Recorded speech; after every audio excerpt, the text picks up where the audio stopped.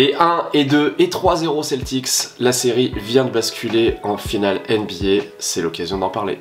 Un petit mot d'abord sur le contexte, les Mavericks étaient de retour à domicile pour entamer leur finale NBA devant leur public et ils avaient l'espoir peut-être de faire mieux qu'aux 2 premiers matchs puisque Kristaps Porzingis pour une blessure assez rare à la jambe était out finalement et donc ils ont su mettre la pression d'entrée de jeu avec un drive de Kyrie Irving, un 3 points de Doncic, il y avait une ambiance absolument incroyable. C'est donc un début de match à l'avantage des Mavericks.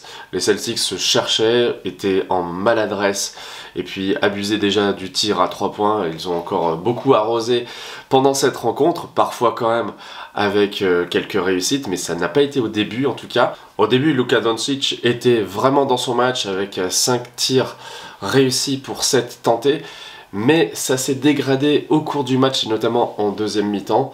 Mais avant cela, parlons de Boston, qui a su, avec de nouveau beaucoup de sang-froid, progressivement revenir dans la rencontre, faire des actions décisives. Et ça, c'est vraiment la constante, non seulement depuis ces playoffs, mais aussi depuis la saison régulière. Ils ont gagné quand même 64 fois. Et du coup, c'est pas si étonnant que ça de les voir encore une fois face à l'adversité et remonter à un écart qui était déjà assez important au début du match. Le troisième quart-temps a été complètement dominé par les Celtics avec une vague blanche et verte qui s'est abattue sur l'équipe de Dallas avec un Jaylen Brown, un Jason Tatum qui sont retrouvés, qui étaient incandescents. Jaylen Brown a ponctué cette domination avec un dunk en pénétration absolument ahurissant de violence. D'ailleurs, c'est quelque chose qu'on ne retrouve pas du côté de Dallas. Pourtant, il y a quand même de beaux athlètes, mais cette capacité à agresser le cercle, à aller mettre des posters, c'est vraiment quelque chose qui fait défaut dans ces finales. Par conséquent, c'était le pire des scénarios pour les Mavs, une avance de plus de 20 points en début de quatrième quart-temps pour les Celtics. Mais c'est là que le match a complètement été renversé par la folie des Mavs qui ont mis un 10-0 en 3 minutes, qui ont continué un effort redoublé, tandis que Luka Doncic n'était pas dans son meilleur jour.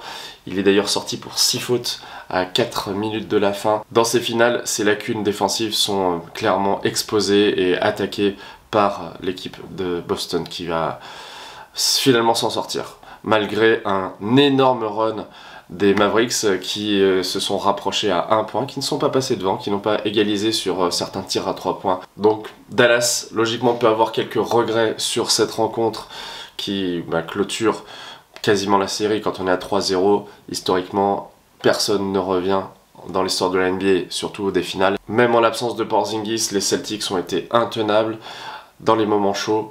Ils ont été sérieux.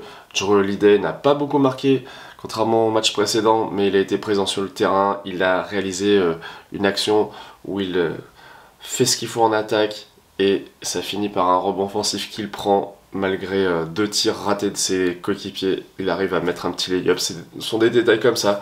Je pense à Al Horford de 38 ans qui sur un dernier shoot là, à 3 points de Dallas arrive à faire la contestation nécessaire et emmène Kyrie Irving dans une position trop acrobatique pour qu'il puisse rentrer sereinement ce tir. Donc qu'est-ce qu'on peut déduire de ce match? Eh bien que tout simplement les Celtics sont trop forts, rien de bien original. Mais il faut dire qu'ils résistent quand même à la pression. Il y a toujours des joueurs qui font les actions décisives, que ce soit Jrue Holiday qui ressort pour Derrick White à 3 points, que ce soit Jaylen Brown qui, comme Jason Tatum, dépasse les 30 points, 5 rebonds, 5 passes. C'est une première pour un duo dans l'histoire des Celtics, qui est quand même très riche en finale NBA. Voilà, c'est cette polyvalence, c'est cette espèce d'hydre qui est quasiment indéfendable à force d'être trop polyvalente, trop forte, même s'il y a eu quand même un gros trou d'air, et que sur ce trou d'air, je trouve qu'il n'y a pas eu de changement significatif.